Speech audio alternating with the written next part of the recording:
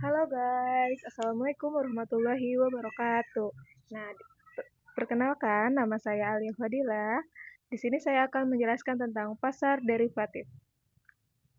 Di sini saya berpresentasi mengenai pasar derivatif itu untuk memenuhi tugas mata kuliah behavioral corporate finance. Simak penjelasan saya yuk guys. Pengertian pasar derivatif. Pasar derivatif adalah pasar keuangan yang memperdagangkan instrumen keuangan yang nilainya berasal dari aset dasar atau underlying asset. Instrumen derivatif memungkinkan investor untuk melakukan lindung nilai atau biasa disebut hedging, spekulasi, dan arbitrase tanpa harus memiliki aset dasar secara fisik. Nah, untuk penjelasannya itu, jadi kalian bisa bayangkan jika kalian ingin membeli rumah tetapi belum memiliki uang cash. Nah, kemudian kalian membuat kontrak tuh dengan developer. Nah, saya bayar uang uang muka 50 juta sekarang dan 6 bulan lagi rumah itu harus jadi. Dan saya bayar sisanya 450 juta. Nah, kontrak tersebut itu mirip dengan derivatif.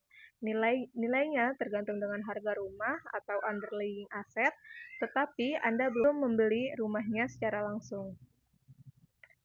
Pasar derivatif adalah tempat orang-orang memperjualbelikan kontrak seperti ini. Nah, hanya saja asetnya bisa berupa saham, komoditas, mata uang, dan instrumen keuangan lainnya. Kemudian di slide selanjutnya ada sebentar. Kemudian ada jenis-jenis derivatif. Yang pertama itu ada future atau kontrak berjangka. Nah, ini tuh seperti pre-order yang mengikat secara hukum. Kalian itu wajib membeli atau menjual aset tertentu di tanggal tertentu dengan harga yang sudah disepakati sekarang. Contohnya itu seperti petani jagung yang khawatir harga jagung turun saat panen nanti.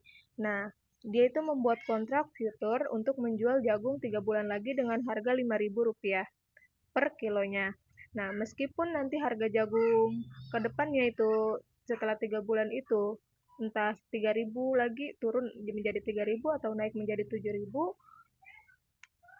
dia akan tetap menjual dengan harga 5.000 per kilonya sesuai kontrak.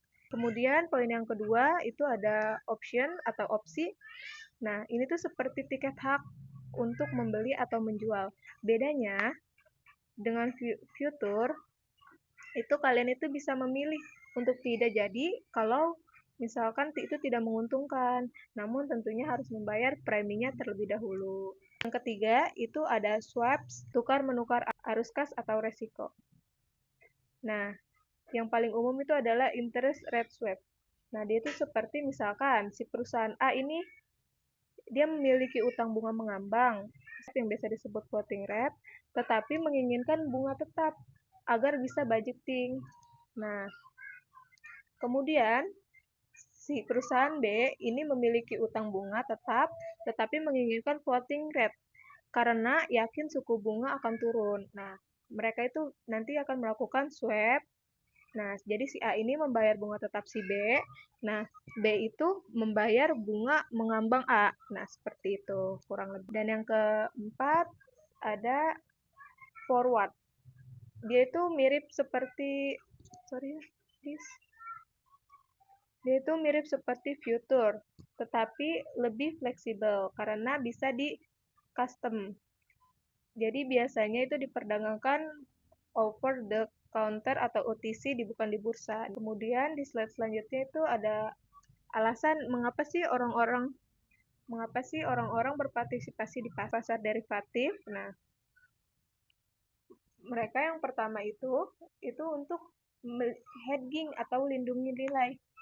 Nah, ini tuh seperti membeli asuransi. Jadi, ketika kalian memiliki resiko tertentu, kemudian menggunakan derivatif untuk mengurangi resiko tersebut. Nah, contohnya itu, misalkan kalian tuh eksportir ke Amerika lah, mau ekspor ke Amerika. Nah, akan menerima payment dalam USD 3 bulan lagi. Nah, kalian tuh khawatir USD turun terhadap rupiah.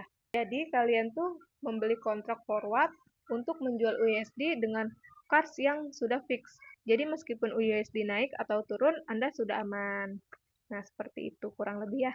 Dan yang poin kedua itu ada spekulasi. Nah, ini tuh untuk yang suka tantangan dan berani menerima resiko tinggi. Pada dasarnya itu bertaruh pada arah pergerakan harga. Maaf. Nah, jadi contohnya itu kayak seperti misalkan Anda itu yakin, kalian tuh yakin harga emas akan naik drastis bulan depan karena krisis ekonomi. Daripada membeli emas fisik yang ribet dan mahal, jadi kalian tuh membeli future emas. Jadi kalau benar naik, keuntungannya Anda bisa berlipat-lipat seperti itu. Dan yang poin ketiga itu ada arbitrase. Nah, arbitrase itu memanfaatkan selisih harga di pasar yang berbeda untuk mendapat keuntungan tanpa resiko. Itu secara teoritis ya. Oke, selanjutnya ada karakteristik penting pasar derivatif. Nah, yang pertama itu ada leverage tinggi. Nah, leverage tinggi ini membuat derivatif itu menarik sekaligus berbahaya.